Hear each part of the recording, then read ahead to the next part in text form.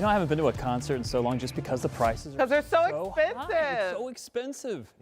Yeah, everything's $200. Yeah. Too rich for, that's Felicia Lawrence money.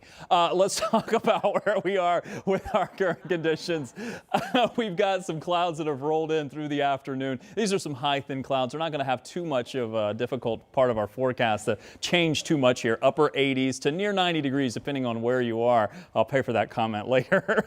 Once we go to commercial, we do see satellite and radar showing us this next system that's rolled in. This is what's bringing us the cloud cover. We do have a couple of scattered showers that have popped up into parts of Illinois. And I want you to pay attention to that because see that one or two little cells that pop up? I think this is what it could look like tomorrow over central Indiana. Not everyone is going to see rain tomorrow. I only have about a 20% chance in the forecast, but a few isolated storms may pop up, especially in the western part of the state. That system is getting just a little bit closer. Now, I'll be honest, this future track 13 is probably a little bit overdoing it when it comes to some of the rain chances, especially during the overnight, although it's done a pretty good job over the last two rain events. Will we see that much rain activity showing up over in the radar, especially to our west? Remains to be seen.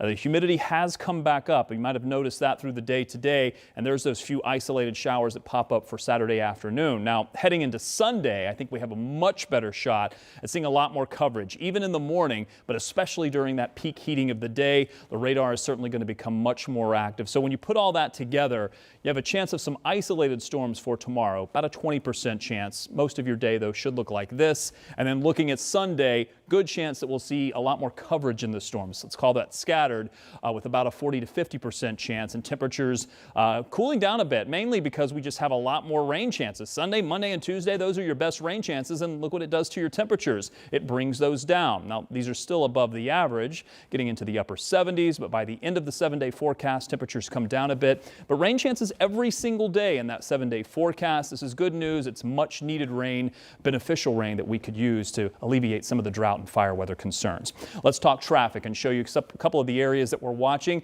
As I mentioned earlier, the typical slowdowns here, 65 southbound approaching the north split, 70 westbound approaching the north split.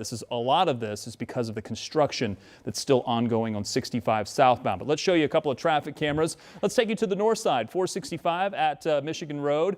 We are looking at traffic heading eastbound as the traffic tries to merge from the exit there coming off of Michigan Road to get onto 465. That typically causes a slowdown there. We're also looking at 70 westbound. The traffic on the far side of the screen is heading westbound and slowing down because of the traffic trying to get through the north split. This usually causes a backup for a couple of miles as you approach downtown.